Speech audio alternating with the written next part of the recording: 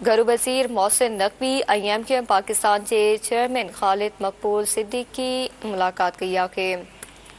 मुलाक़ात दौरान मुल्क की मजमूई सूरत हाल ऐं अमन अमान बाबत मामलन ते ख़यालन की ॾिवट कई वई।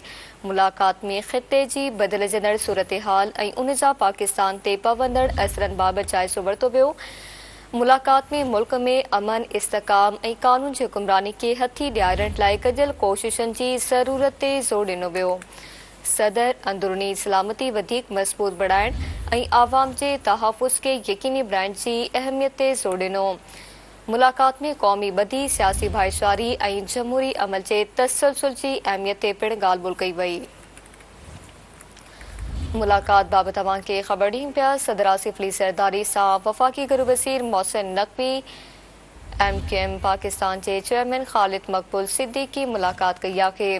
मुलाक़ात दौरान मुल्क की मजमूई सूरत हाल ऐं अमन अमान बाबत मामलन ते ख़यालन की ॾिवट कई वई।